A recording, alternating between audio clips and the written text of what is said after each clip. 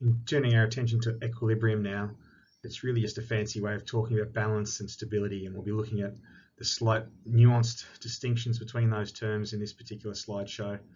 One important distinction is if we are moving, then that can be dynamic, and if we're not moving, that is static. So hopefully there's a degree of logic in some of the terminology we'll be talking about. I'll just draw your attention to the bottom of the key knowledge. We're looking at equilibrium, which is the overarching term for balance and stability. So they then include the terms stability and balance and give us a couple of sub topics underneath that we'll explore. The key skills are the same for all the biomechanical concepts. To be able to analyze performance, that qualitative analysis talks about descriptive, but if we can also measure things with numbers, then that's quantitative. And then just to analyze, interpret, and apply the principles that we talk about to improve skills in a coaching context. So to summarize, I suppose the entire purpose of the PowerPoint is how can we manipulate our stability to our sporting advantage, remembering that sometimes we want to increase stability and sometimes we want to decrease stability. Guiding questions again to lead you through this PowerPoint, to connect it again to the textbook and any YouTube clips and websites you have a bit of a look at to unpack equilibrium. There's three key terms here, starting with equilibrium, which is the first buzzword in the key knowledge. And that's the big all-encompassing term which has within it stability and balance. So stability is basically the principle that helps us to maintain equilibrium. So things like manipulating your base of support, so your contact points on the ground, the height of your center of gravity or center of mass, the alignment of your center of gravity, often in line with the oncoming force, all those kinds of principles refer directly to stability. Your ability to do all of that is actually a skill, and it's a fitness component to be able to balance, whether that's stationary, static, or dynamic, moving. So balance is one of 12 fitness components that we'll have a look at later on in the course, and it's basically a measure of how well you can control your stability. In terms of looking at equilibrium, and if you look at the VCAR glossary, they have an incredibly wordy definition for equilibrium, and in particular for stable equilibrium. I've just grabbed these out of one of your textbooks. So it's just talking about if you have a stable equilibrium, the fact that when you are displaced or pushed or have a force applied, you can return back to your position so that you don't lose your balance, if you like.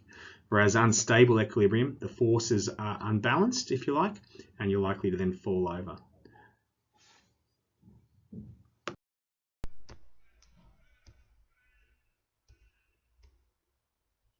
So in terms of stability, there's two major types, static and dynamic. It really just refers to if you are stationary or moving while trying to maintain your balance. Now, if we think about particular sports, there are some activities where we really try to increase stability. So things like wrestling, maybe batting at the crease, getting your stance for something like archery shooting. There are 100 other examples you can come up with. And others we are trying to decrease it. So we're trying to use the principles of balance and overcoming a state of balance or equilibrium. Things like a sprint start by deliberately moving our bodies forward. And also things like gymnastics and tumbling, how we're trying to increase the spin or the turn of our body by making us more or less stable.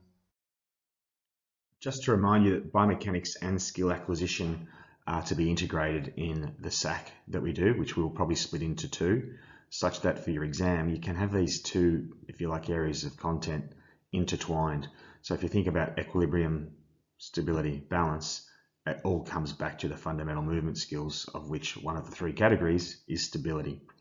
Okay, so you're always trying to look for connections across content areas, but in particular skill acquisition and biomechanics can be assessed together, so try and link them where possible. So the definition there for balance is the ability to maintain and control equilibrium, which is great, but now we need to have a definition for equilibrium. There's a range of factors that affect stability, and here's a half a dozen or so that we'll be looking through in a moment. And you know a lot of this without perhaps having the terminology behind you, but they're things that you will consciously do. If I asked you to resist me pushing you over, you would do certain things with your body shape. Equally, if you were trying to apply a force to somebody else and get them off balance, you would probably destabilize yourself to apply that force. So let's take a look. The center of gravity is the point of balance of an object. Now you can do that easily with small objects by simply sticking something like a pencil or a compass underneath the particular object to find the balance point. It's a bit harder with the human body. But if you were standing, I suppose, in the anatomical position, for most people it's just inside the pelvis or in front of the sacrum. It's a little bit higher for males than females given their height. It can vary according to the body's actual position. So the poor looks like the Chinese gymnast on the beam here. Her center of gravity is quite low, but it's outside probably her base of support, so she's in a little bit of difficulty there. So basically the point of balance of an object. First concept we're going to look at here is the idea of center of gravity, sometimes called center of mass. And you can see here that the red dot for this gentleman in his very fancy budgie smugglers shifts according to how you position your body. So pretty much standing upright in an anatomical position, it's just below our navel or our belly button. The gentleman starting the left with his hands down, it's about hip height, so that's about the right spot.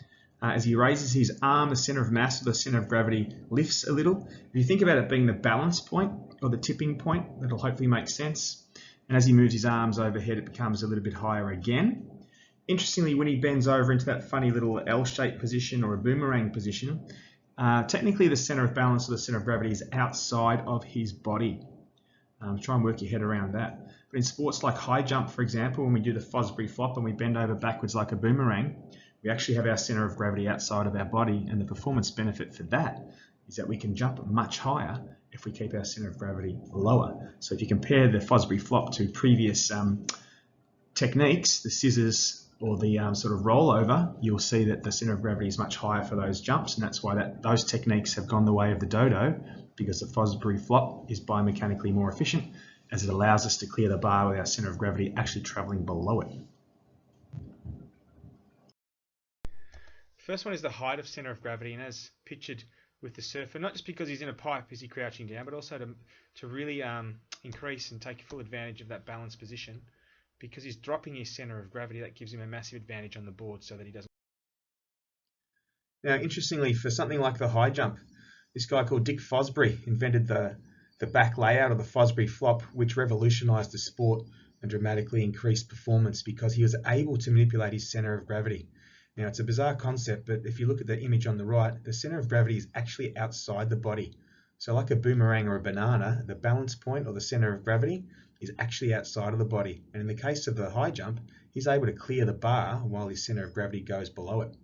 In contrast, a couple of the previous kind of techniques that we use, the scissors and the Eastern cutoff, both have the center of mass or the center of gravity above the bar. Now, and the aim of the game is to clear the greatest height that you can. If you can clear that bar with a lower center of gravity, then you have a biomechanical advantage. Don't forget also that back in the day, high jump was done into sand pits. So it was a brave man to first tackle the Fosbury flop before they started to bring the high jump mats in. Still in regard to center of gravity, we talk about how we align it, how we place our body and our center of gravity in regards to a line of gravity, which is the line between the base of support and the center of gravity. And in both these examples here, the athlete is about to take that line of gravity out over the front of the base of support to destabilize themselves, to increase their speed off the blocks in the sprint example, and also off the blocks if you like, although it's a flat level pitch for the NFL linebacker ready to take a tackle. In terms of base of support, which we briefly talked about in the previous slide in terms of aligning our line of gravity, the wider the base of support, the greater the stability, which isn't too surprising. If you stood up on one tippy toe, I think I could push you off pretty easy. But if you squatted down like the sumo guy here, I think it'd be pretty difficult. And that's largely because of the distance you've got to get your line of gravity outside of your base of support. The narrower that base of support, obviously, the less distance before the line of gravity gets outside of it. We've briefly looked at friction before when we looked at force and motion, but in terms of stability and balance, stability is going to be increased if friction is increased. And there are various sports where we do that deliberately to our advantage, so by applying things like wax on a surfboard or our footwear for sprint training, or an AFL or soccer player with their boots. Another probably more obvious factor that affects stability is mass. And not surprisingly, the larger the mass of the body, the greater stability it has. largely because of Newton's first law there about inertia and a body's reluctance to move. So the size advantage in something like sumo is obviously large, pardon the pun, because of that greater mass. With all things being equal, the object with a greater mass will have a greater degree of stability. And in fact, the final factor affecting stability is velocity.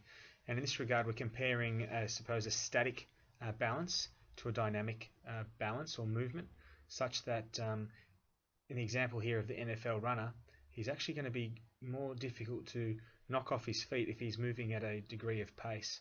So whether it's linear or angular momentum we're talking about and looking at the velocity within each of those formulas, typically the faster moving object is going to be more difficult to stop, slow down, or knock off its balance. And here's just some tips you might be able to use in your next sporting event, if it's to your advantage to increase stability, and often it is. Things to do there with your base of support, centre of gravity, line of gravity, and the distance between the two, and then also friction.